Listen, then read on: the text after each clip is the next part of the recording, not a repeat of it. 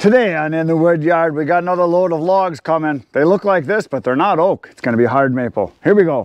So today is a spectacular day here in the Woodyard. It's about 60 degrees this morning. The sun is shining, birds are singing. And I got wood coming. It's kind of like being a little kid at Christmas. I got a load of wood coming. It's a load of hard maple coming from Krieger Lumber. Now this stuff is coming from all the way over by Sturgeon Bay, where the logging job is. They said they've got about 100 full cords on the job, and I can buy as much of it as I want.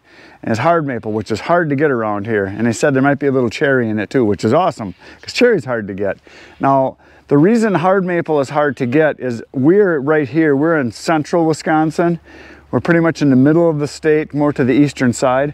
But south of us, there is not as much woods, but there's more oak and there's more hickory. Now, if you go north of us, there's not as much oak, hardly any hickory, but north of us, about a half an hour to an hour is where the hard maple starts, going all the way to the north, all the way up into the UP of Michigan, up in the Upper land there, up there. And so hard maple is kind of hard to come by around here, and hard maple is awesome firewood. It is like the primo wood considered in northern Wisconsin. A lot of people prefer it over oak because hard maple has just as much, if maybe even a little bit more BTU output than oak, but you can cut it, split it, and in 3 to 4 months it's dry. So it dries really fast, but it puts out as much heat as oak does. So as far as being wood snobs, northern Wisconsin, there's a lot of people up there that are wood snobs, and they like their hard maple. It holds a coal really good, it burns long. The big benefit for me is that it dries fast. Now this oak here, this stuff dries slow, like real slow. So that's why I split it down to about 2 to 3 inches so that I can speed up the drying process. A lot of people, when they split oak, will split it down, so like this piece right here, they would just split in half. Something like this, they might split into quarters. Something like this, they might do just a half or a quarter, but if you do that, it takes a lot longer to dry. So I split my stuff down so it's 2 to 3 inches, and it'll dry a lot faster that way because oak is a very wet, heavy, dense, tight, fiber, tight grained wood, so it doesn't dry as fast. I hear a truck. He's slowing down on the highway. He's gonna be here right now. I better get the cameras ready.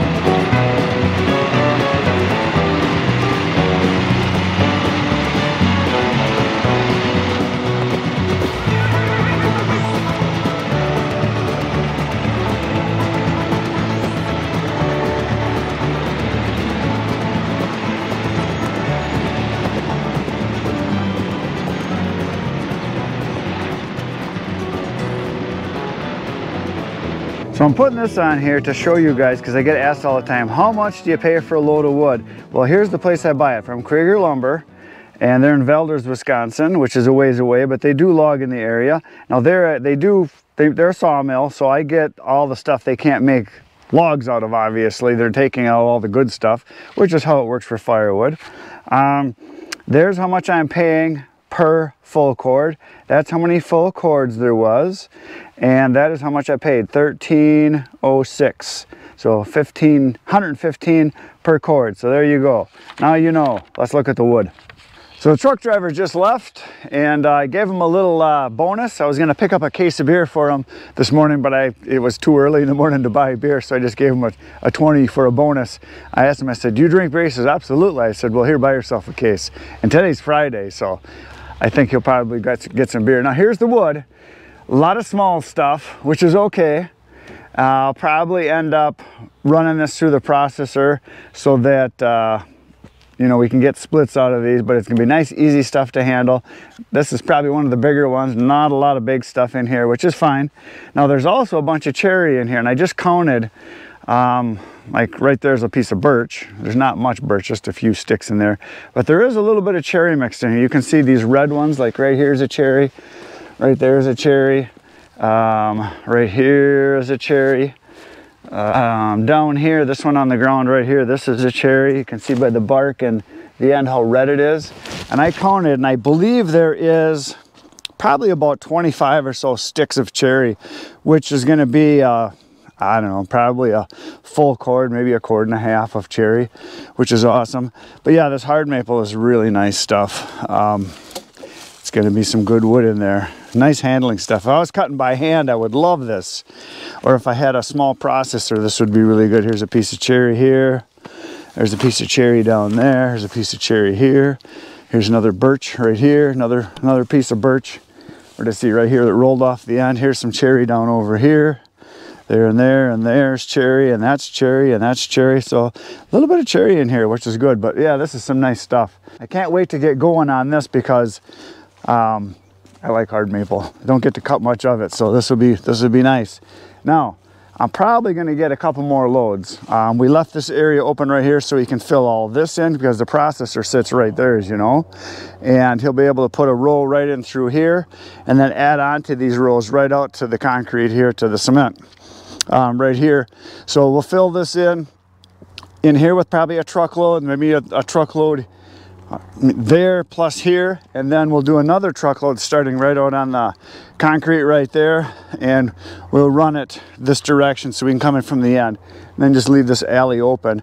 Unless I get a fourth load, then we can put another one in here too. But there it is.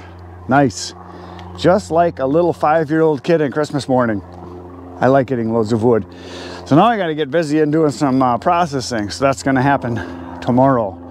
Actually, I think tomorrow I've got a bunch of deliveries, and then the day after we'll probably start on processing. So that's it for today, folks. You know what to do. Poke the buttons, hit them all. I'll be back 5:30 tomorrow morning with another video for you. Between now and then, get outside, get cutting, and go watch some other videos. It'll be good for you. Good night, Irene.